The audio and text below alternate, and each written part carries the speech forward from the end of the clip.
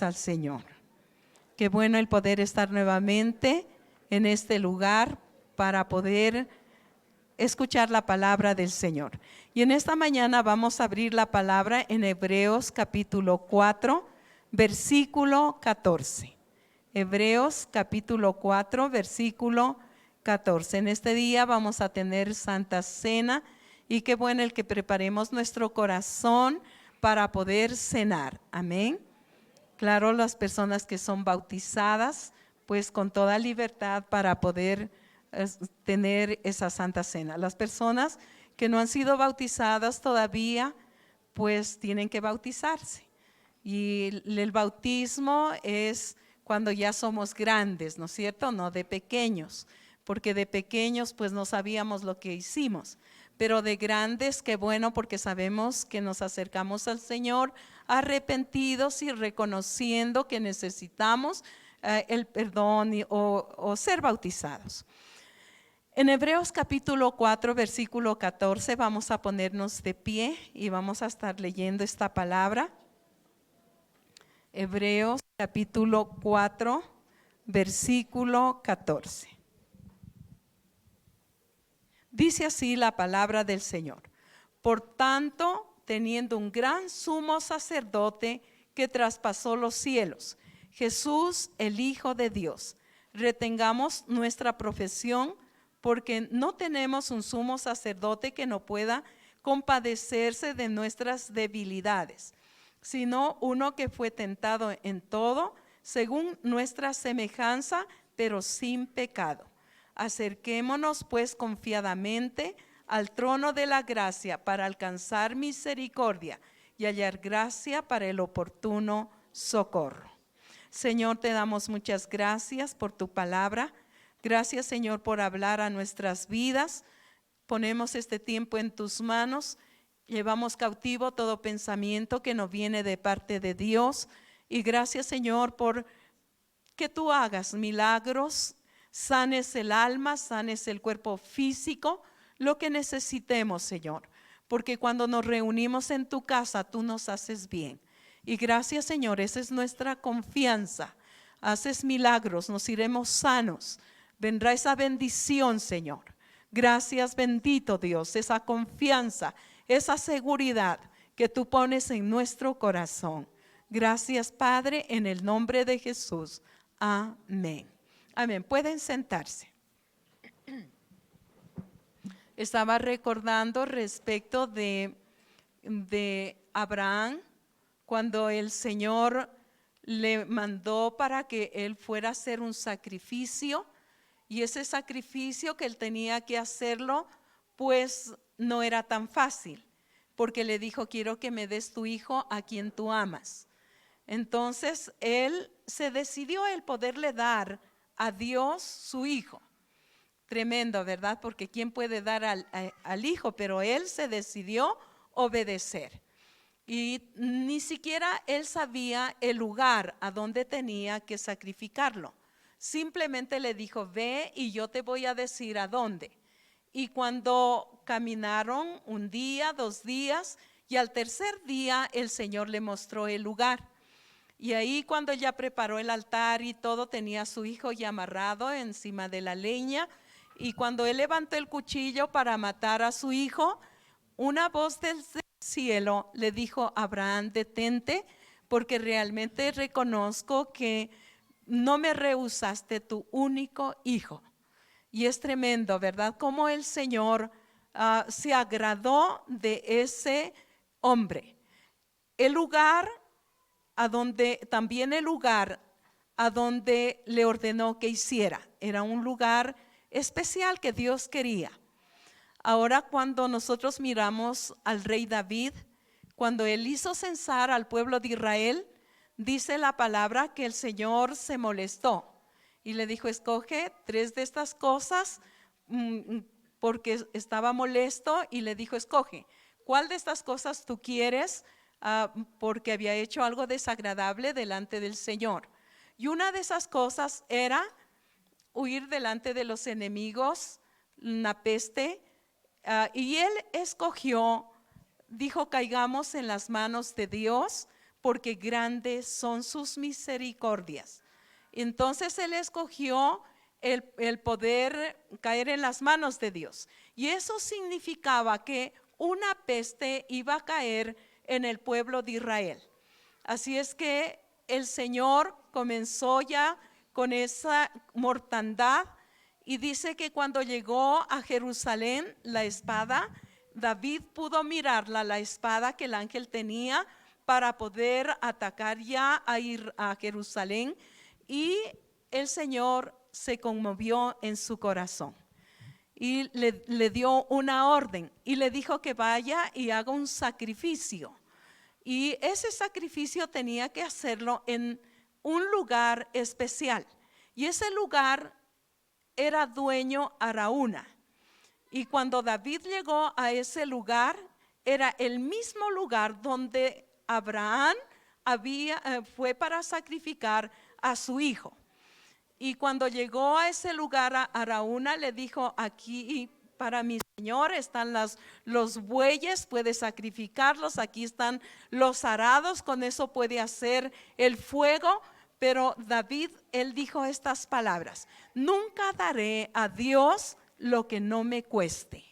A Dios hay que dar lo que le cuesta, ¿verdad? Y él pagó, y es importante el poder mirar. Después Salomón, él construyó en el mismo lugar, ahí a donde fue David para hacer un sacrificio. Y estaba mirando, hoy en la actualidad los judíos no tienen ese templo. El lugar donde está ubicado ese templo lo tienen otros bajo su poder. Y el pueblo de Israel, lo único que se ha quedado, el templo está a un lado, esa mezquita está a un lado, y lo único que ellos tienen acceso a ese lugar es los muros, lo que quedó de las ruinas del templo, y solamente es una parte. Y ahí ellos van para poder orar, para poder llorar, entregando sus oraciones a Dios. Ahora nosotros no necesitamos de un lugar, no necesitamos de un templo. Gracias a Dios por este lugar que podemos venir a adorar al Señor. Pero la palabra nos dice: vosotros sois el templo del Espíritu de Dios.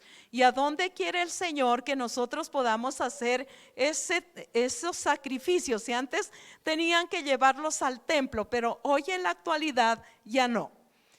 Y la palabra, lo que habíamos leído hoy, ¿verdad? Por tanto, teniendo un gran sumo sacerdote que traspasó los cielos, Jesús, el Hijo de Dios.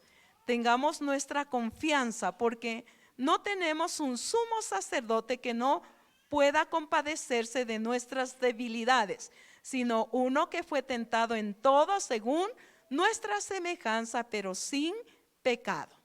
En esos templos tenían que haber un sacerdote, y ese sacerdote tenía que hacer un sacrificio, y por medio de ese sacrificio podía limpiar al pueblo. Pero vamos a mirar. Ya, Cristo no era un sacerdote levítico. Su sacerdocio se relacionaba con Melquisedec. Este funcionó unos 600 años antes de establecerse el sacerdocio levítico. O sea, todavía no habían sacerdotes, pero podemos mirar que este sacerdote llamado Melquisedec funcionó 600 años antes de que se estableciera el sacerdocio de los sacerdotes, el sacerdocio levítico. El rey, y se lo llamaba rey de Salem, y esto quería decir Salem, Jerusalén, sacerdote de Dios, rey de paz. Eso significaba. En Hebreos capítulo 7 versículo 3 dice así: sin padre, sin madre, sin genealogía, que ni tiene principio de días ni fin de vida, sino hecho semejante al Hijo de Dios. Permanece sacerdote para para siempre. Considerad pues cuán grande era este, a quien aún Abraham, el patriarca, dio los diezmos del botín. Entonces podemos mirar, antes no había sacerdotes, pero sí hubo este sacerdote que no tenía ni principio ni fin, o sea, era un rey. Pero podemos mirar que Abraham lo consideró tan importante que dice que le entregó los diezmos de todo lo que él tenía. Antes del tiempo de Moisés, ¿quién eran las personas que hacían sacrificios a Dios? Las personas que hacían sacrificios a Dios antes de Moisés eran los padres de familia, o la persona más anciana de esa familia, de parte de padre. Era la persona que tenía que hacer ese sacrificio para poder llevarlo a Dios. Y ahí es lo que nosotros miramos, como Abraham, él hizo ese sacrificio. Él era la persona como el que llevaba toda la familia, y él era el que hacía ese sacrificio para Dios. Y había esa costumbre. Por eso el Señor le dijo a Abraham, pues yo quiero que me hagas un sacrificio y me des a tu hijo. Después podemos mirar también a Job, otro ejemplo que nosotros miramos en la palabra. Job, él también nos dice que sus hijos y sus hijas, dice que cuando ellos tenían reuniones y después que terminaban la reunión, su fiesta, él dice que hacía sacrificios. Y él decía, no sea cosa que mis hijos hayan pecado contra Dios. Y por eso hacía él sacrificios, llevando a sus hijos delante del Señor por medio de un sacrificio de un animal. Ahora, el pueblo de Israel, nosotros miramos que cuando el Señor iba a sacarlos de Egipto, Él les ordenó por medio de Moisés, le dijo que pudieran hacer un sacrificio, dar muerte un corderito, y también esa sangre que salía del corderito tenían que poner en los dinteles de las puertas, para que el ángel de la muerte, que había sido decretado en ese tiempo que los primogénitos de las personas y aún de animales iban a morir, entonces ellos les dio la orden que debían poner la sangre que salía del corderito en los dinteles de las puertas, para que el ángel de la muerte no pudiera tocar al pueblo de Israel. Y ellos obedecieron. Y también nos dice que si la familia era pequeña, tenían que invitar a otra familia para poder comer el corderito. Y si algo les sobraba, tenían que quemarlo al otro día. No debían quebrar los huesos, nada de eso. Y enseguida, pues ellos, cuando hicieron eso al otro día, ya tuvieron que salir de Egipto. En los días de Moisés se escogió un lugar para los sacrificios y una tribu para hacerlos. Pero más tarde se escogió una tribu de donde provenían también los reyes. La familia de David fue la tribu después escogida, de una tribu de donde venían los reyes y una tribu de donde venían los sacerdotes. El rey guiaba al pueblo, el sacerdote mediador entre Dios y los hombres. ¿Qué era lo que hacía el rey? El rey guiaba al pueblo, que era lo que tenían que hacer. Pero el sacerdote era el mediador entre Dios y los hombres. Era una responsabilidad que tenía. Una familia entonces proveía a los reyes y la otra a los sacerdotes. Pero Cristo era ambas cosas. Cumplió como Melquisedec, era rey y sacerdote. Y vamos a mirar el sacerdocio levítico era temporal, era imperfecto. Los sacrificios no bastaban para quitar el pecado. Los sacerdotes muchas veces se sentían tal vez con mucho trabajo, porque iba uno otro de diferentes lugares a Jerusalén, el lugar donde Dios había escogido, el templo, para que ellos pudieran hacer los sacrificios.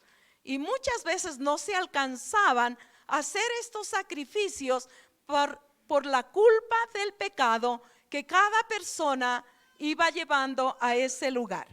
Y en Hebreos capítulo 10, versículo 4 dice: porque la sangre de los toros y de los machos cabríos no podían quitar los pecados.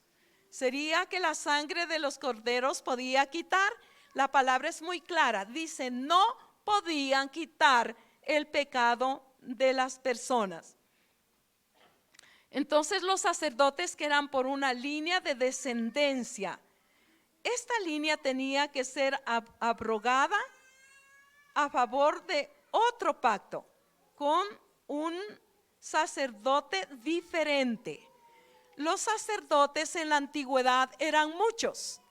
¿Por qué? Por la limitación de la vida. Ya envejecían y tenía que seguir otros, ¿verdad? Entonces ya morían. Entonces tenían que haber muchos sacerdotes, pero no había tanto esa eficacia. Y vamos a mirar, el Señor tenía que hacer un nuevo pacto, ya no este pacto con los sacerdotes de ese tiempo, sino un nuevo pacto. Y vamos a mirar un nuevo pacto sin defecto.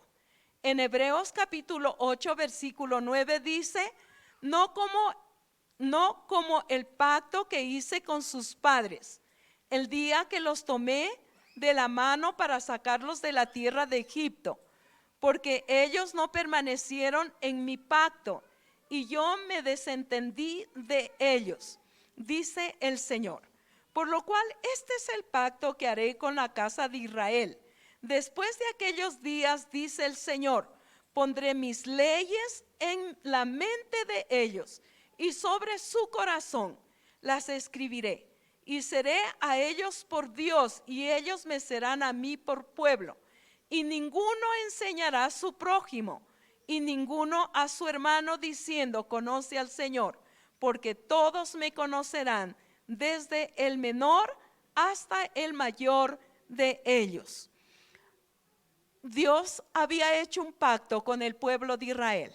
Los sacó de Egipto y los llevó a las faldas del monte, y ahí el Señor les dio las leyes. Ustedes saben la historia. El pueblo de Israel tuvo miedo y ellos dijeron: mejor Moisés, habla tú y solo lo que Dios te diga pues dinos y nosotros vamos a obedecer. Ellos no pudieron cumplir este pacto, y este pacto que Dios hizo con ellos les escribió en tablas de piedra. Y esas tablas de piedra pues las podían dejar por algún lugar, pero el Señor dijo: ellos no pudieron cumplir este pacto. Por tanto, dijo, es necesario un nuevo pacto. Y ese nuevo pacto, escribir las leyes y los mandamientos de Dios en el corazón, que eso nos ha sido más fácil hoy también para nosotros que somos ese Israel espiritual. Tal vez no somos israelitas que venimos de por allá, ¿verdad? Pero somos ese Israel espiritual. Y el Señor, ese pacto lo ha cumplido ya en nuestras vidas. No andamos tal vez ahí con una ley que tenemos que cumplirla, pero sí podemos nosotros mirar que Él escribió sus leyes y sus mandamientos en nuestro corazón, y nos ha sido más fácil el poderlo cumplir, porque el Espíritu Santo nos recuerda esas leyes y esos mandamientos, ¿verdad? Nos recuerda cuando algo de mal hacemos. El Espíritu Santo nos redarguye, nos corrige, nos hace sentir mal, ¿verdad? Ese es el nuevo pacto escrito en la tabla de nuestro corazón. Bendito sea el Señor. Jesús fiador de un nuevo pacto. En Hebreos capítulo 7, versículo 22, dice así: por tanto, Jesús es hecho fiador de un nuevo pacto. Los otros sacerdotes llegaron a ser muchos, sabiendo que por la muerte no podían continuar.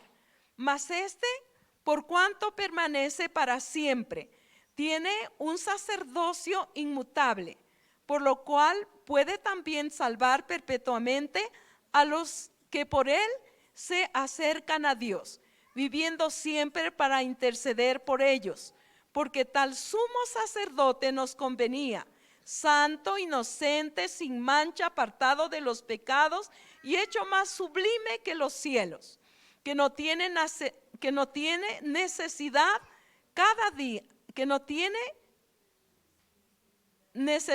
cada día, como aquellos sumos sacerdotes, de ofrecer primero sacrificios por sus propios pecados y luego por los del pueblo, porque esto lo hizo una vez para siempre, ofreciéndose a sí mismo, porque la ley constituye sumos sacerdotes a débiles hombres, pero la palabra del juramento posterior a la ley, el Hijo hecho perfecto para siempre. El Señor Jesucristo es ese sacerdote perfecto que está en la casa de nuestro Dios. Los sacerdotes de la antigüedad, ellos tenían que hacer un sacrificio de un cordero, de una oveja, y si no había el cordero, si no había la oveja, ¿cómo podíamos ser limpios? Nadie podría ser salvo, ¿verdad? Y muchos a lo mejor que venían de un lado o del otro para hacer ese sacrificio, los sacerdotes primeramente, ellos tenían que hacer un sacrificio para limpieza de su propia vida y luego para poder hacer los sacrificios por los demás. Qué tremendo, ¿verdad? Yo creo que eso Dios lo miró y él necesitaba un solo sacrificio y ya no tantos sacrificios, sino un solo sacrificio. Ahora nosotros podemos mirar, el sacerdocio humano se terminó. ¿Cuándo se terminó este sacerdocio humano? En esos tiempos, cuando Jesús estuvo aquí en la tierra, Caifás era el sumo sacerdote y por ende nosotros podemos mirar que era el que podía entrar al lugar santísimo una sola vez al año. No podían entrar todos los días. Una sola vez al año podía entrar. Caifás, el sumo sacerdote, rompió sus vestidos, sus vestiduras sagradas. Estas vestiduras que el sacerdote tenía eran muy bien hechas y no podían romperse. Y había una ley que los sacerdotes no podían romper sus vestidos, ni por muerte, ni por problemas, ni por cosas que les sucedieran en la vida. No podía hacerlo. Los reyes y los profetas podían rasgar sus vestidos, pero los sacerdotes no podían hacerlo. Y nosotros podemos mirar al rey David. El rey David en 2 de Samuel capítulo 13 versículo 31 dice así: entonces levantándose David rasgó sus vestidos y se echó en tierra, y todos sus criados que estaban junto a él también rasgaron sus vestidos y estaban junto a él. Los reyes podían rasgar sus vestidos cuando había tal vez situaciones duras, difíciles, problemas. Era pues la señal de dolor, romper sus vestidos y sentarse en polvo, en ceniza. Y David, cuando lo hizo, cuando llegó la noticia que le dijeron: todos tus hijos han muerto. Y no era que todos los hijos habían muerto, solamente a uno le habían dado la muerte. Pero él rasgó sus vestidos porque le vino aflicción, vino dolor a su vida. Otro de los ejemplos que podemos mirar es al rey Josías cuando encuentra la palabra de Dios en el templo. En Segunda de Reyes capítulo 22 versículo 11 dice: y cuando el rey hubo oído las palabras del libro de la ley, rasgó sus vestidos. Él no era un sacerdote, él era un rey. Y cuando él escuchó todas las palabras de la ley, le estremeció su cuerpo, le trajo dolor. ¿Por qué? Porque había mirado que su pueblo, su nación se había apartado de Dios y andaba haciendo cosas que no le agradaban al Señor. Y eso le trajo dolor y rompió sus vestidos. Vamos a mirar un ejemplo de los profetas. Job, capítulo 1, versículo 20 dice así: entonces Job se levantó y rasgó su manto y rasuró su cabeza y se postró en tierra y adoró. Y dijo: desnudo salí del vientre de mi madre y desnudo volveré allá. Jehová dio, Jehová quitó. Sea el nombre de Jehová bendito.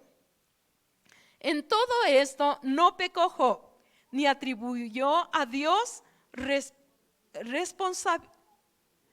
despropósito alguno. Aquí podemos mirar a Job, que era lo que le había sucedido.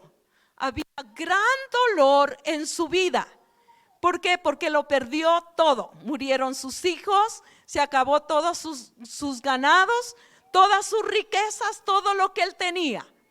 Y más que tal vez recibir el consejo de la mujer, que la mujer le dijo: todavía guardas integridad delante de Dios, ¿por qué no maldices a Dios si te mueres? Terrible, ¿verdad? El consejo estaba cerca, pero él dijo: no recibiremos solo bienes, no recibiremos también males. Y en todo eso Job no pecó. Qué tremendo, ¿verdad? Sí rasgó sus vestidos. Esas personas no se rasuraban la barba como hoy en la actualidad se rasura, pero ellos se dejan crecer. Entonces era como señal de dolor el rasurarse la barba, el cortarse el cabello y sentarse en ceniza. Era señal de dolor, era señal de aflicción. Y eso era lo que sucedía en ellos. Jacob dice: rasgó sus vestidos cuando se enteró que su hijo José había muerto. Claro que no era verdad. Sus hermanos lo vendieron, pero la túnica que José fue puesto, mataron un corderito y le tiñeron de sangre y le enviaron a su padre. Y cuando Jacob recibe la túnica y mira que según la versión que le dijeron: tu hijo ha muerto, una fiera lo ha destrozado. Así es que él, ¿qué es lo que hizo? Rasgó sus vestidos porque le dolía y también se sentó en ceniza.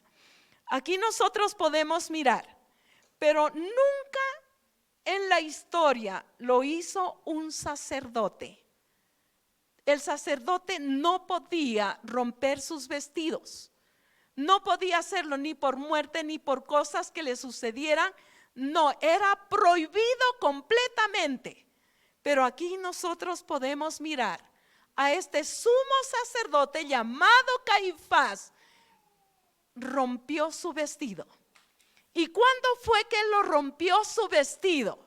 Cuando le preguntó a Jesús y le dijo: dinos, ¿realmente tú eres el Hijo de Dios? Y cuando el Señor Jesús le dijo pues que él era el Hijo de Dios, ¿qué fue lo que hizo este sacerdote Caifás? Rompió sus vestidos, se indignó, se molestó. ¿Cómo puede decir que es el Hijo de Dios? Qué tremendo.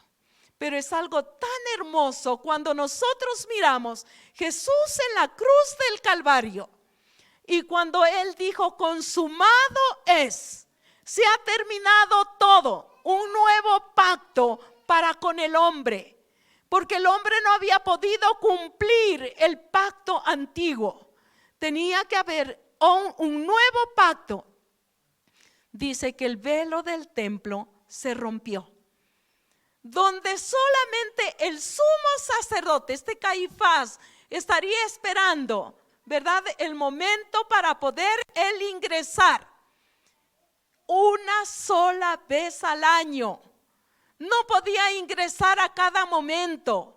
No podía ingresar todos los días o una vez a la semana o una vez al mes.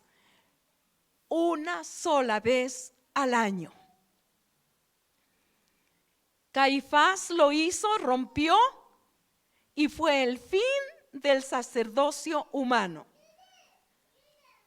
Cuando Jesús fue crucificado, lo que él pasó, su muerte, fue el sacrificio más perfecto aceptado por Dios. Fue ese sacrificio. El sufrimiento de Jesús fue el más agonizante que jamás alguien haya podido pasar. Eso quedó marcado en la historia. Él vino, y por eso los escultores han podido dibujar su rostro, han podido mirar en la historia.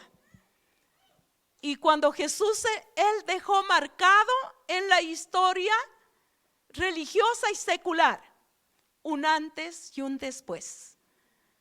Un antes de Cristo y después de Cristo.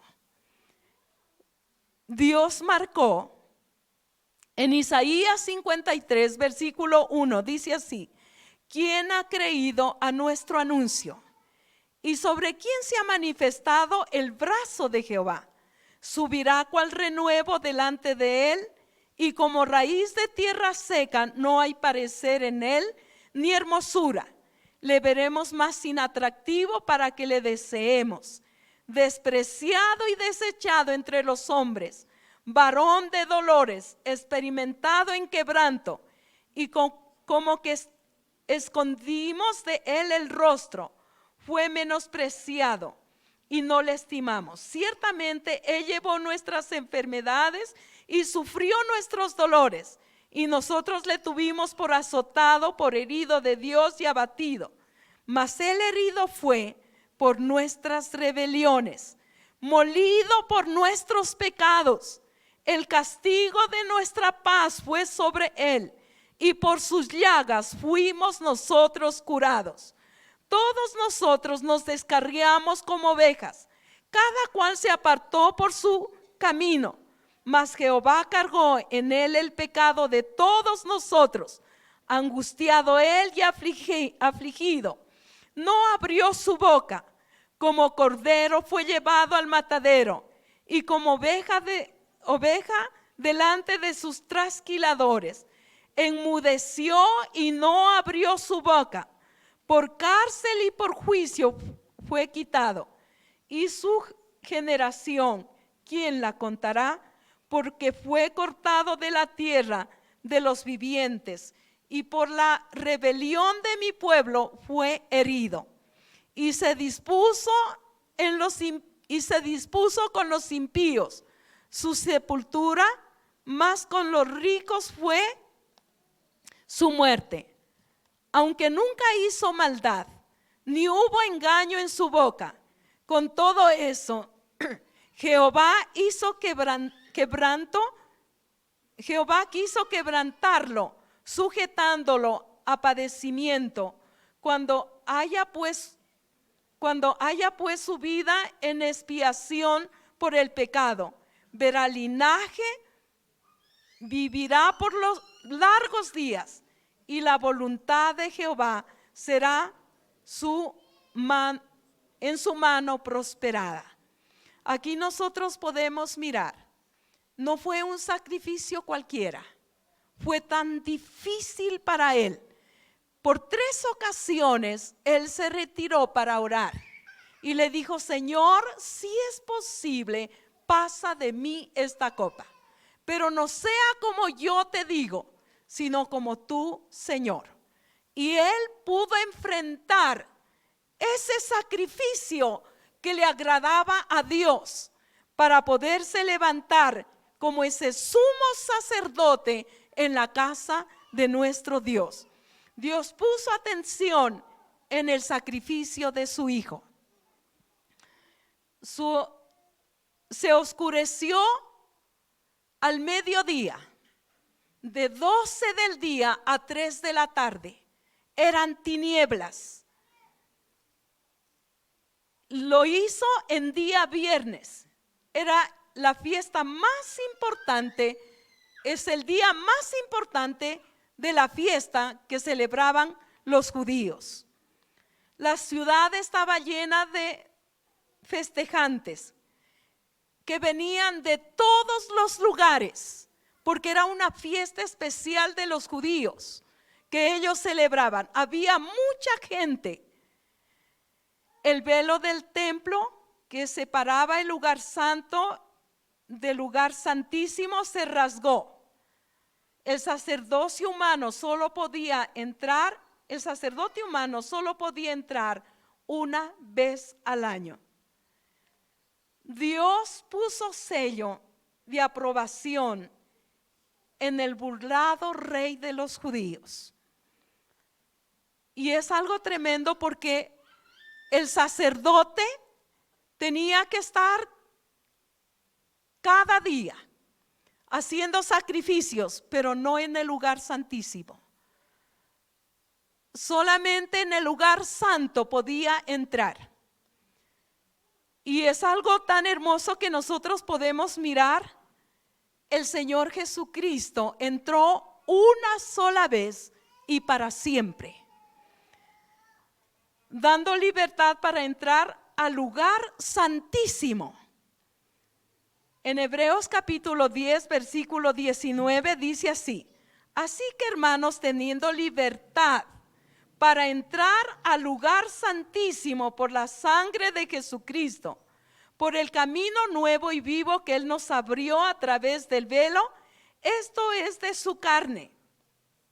Y teniendo un gran sacerdote sobre la casa de Dios, acerquémonos con corazón sincero, en plena certidumbre de fe, purificados los corazones de mala conciencia y lavados los cuerpos con agua pura.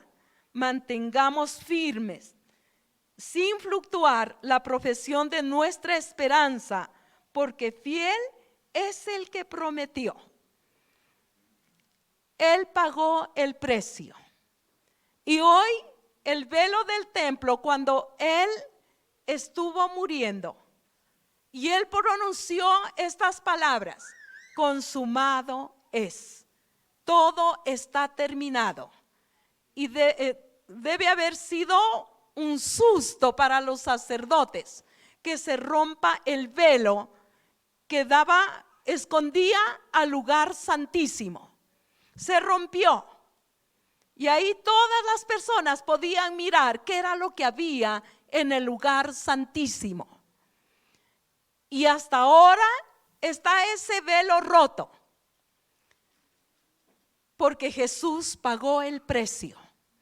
Y nosotros podemos entrar con toda libertad, no una vez al año. Nosotros podemos entrar todos los días, cada momento, cada instante, mientras camina, mientras va a dormir, mientras está por algún lugar y usted comienza a darle gracias al Señor, comienza a orar. Ese momento usted está entrando a ese lugar santísimo, el lugar santísimo del templo.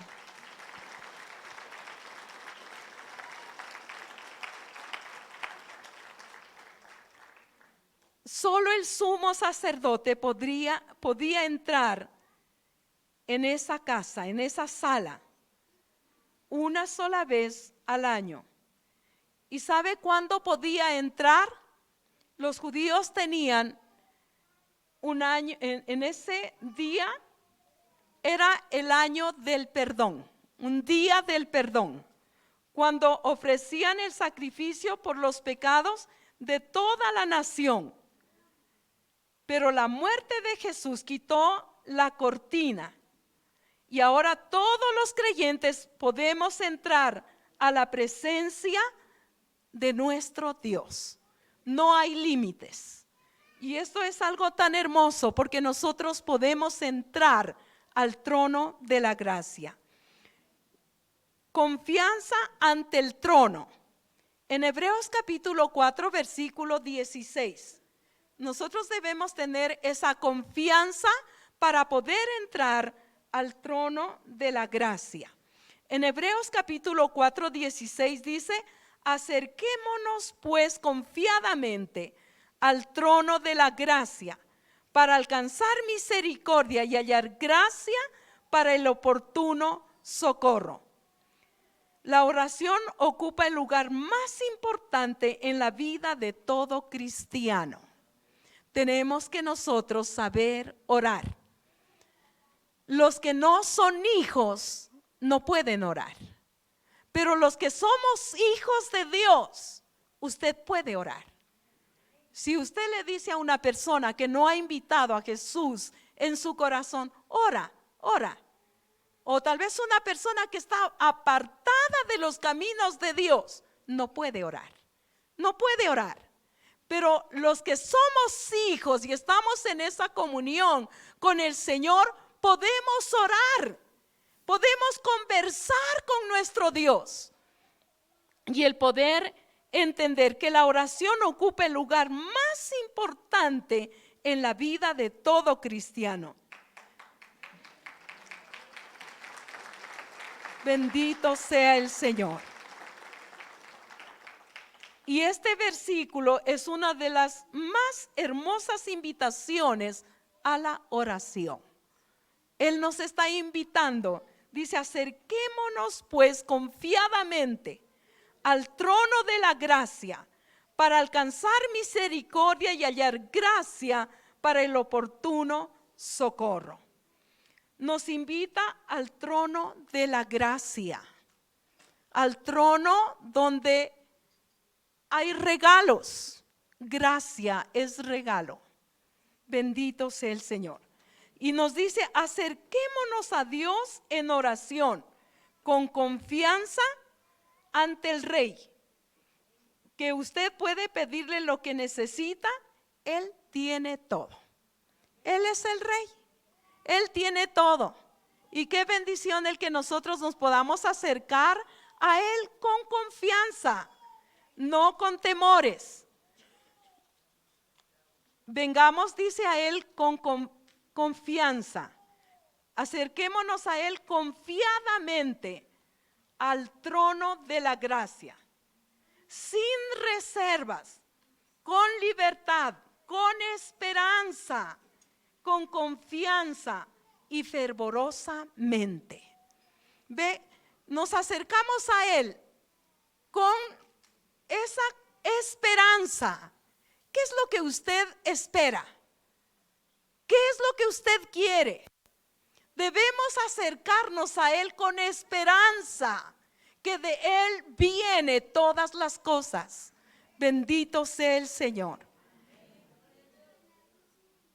La gran razón de toda nuestra confianza para acercarnos a Dios es nuestro Señor Jesucristo. Él dio su vida, pagó un precio muy alto, y esa es nuestra gran razón y nuestra confianza. El Padre no puede mirar el pecado.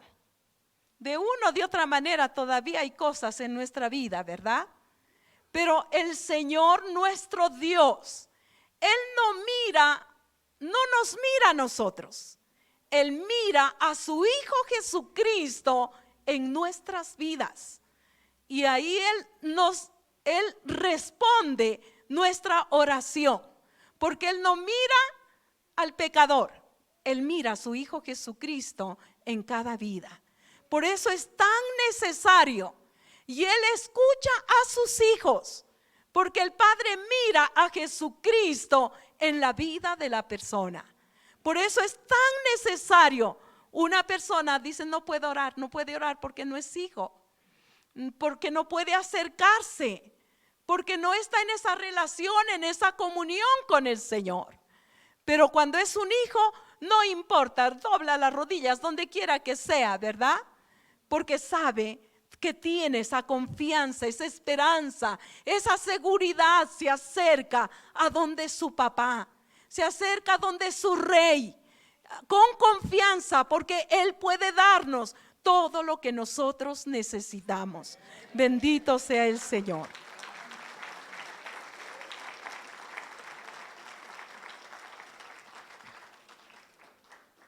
Él murió, hablando del Señor Jesucristo, resucitó y con su sangre nos ha limpiado de todo pecado. Tal vez uno diría, ya es más de 2000 años, pero la sangre de Jesús sigue fluyendo para limpiar nuestro pecado.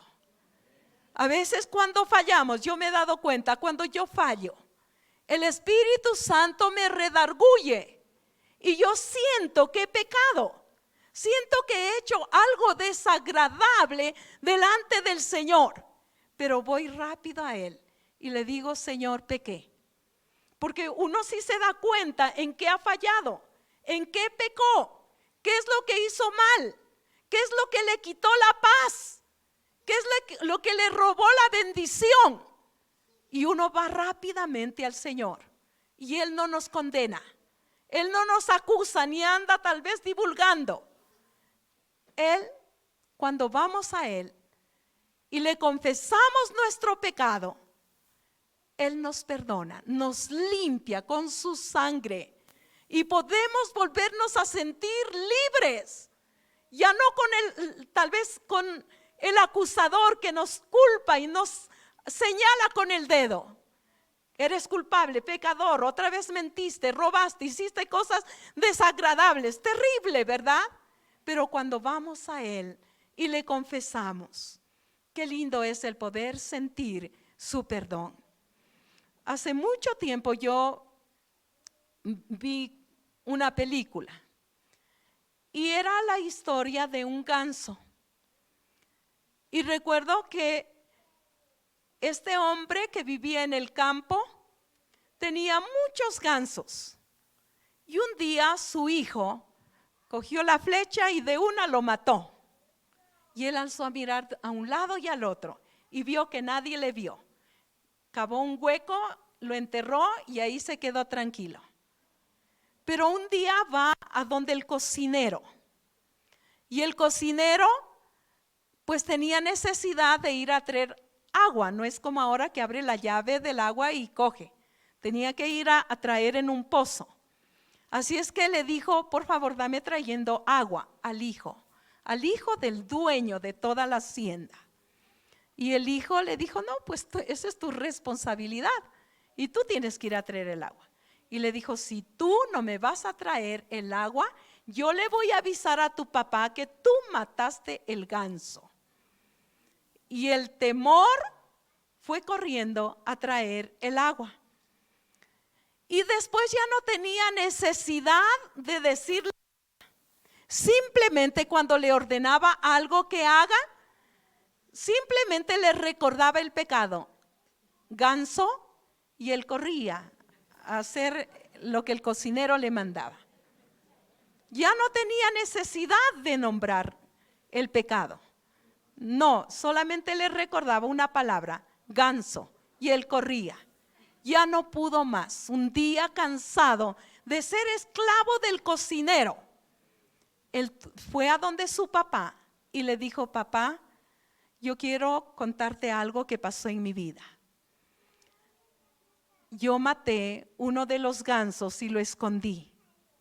Y el papá lo quedó mirando y le dijo, pero hijo, no tenías que tal vez guardarte tanto tiempo. Debías habérmelo dicho. No te preocupes, estás libre, perdonado. Así es que después él comenzó a pasearse así por el frente del cocinero. Y el cocinero tenía necesidad, entonces otra vez le dijo, ganso, y él ya no le hizo caso. Le dijo, ya le confesé a mi papá. Así es que él me ha perdonado. Se acabó la esclavitud.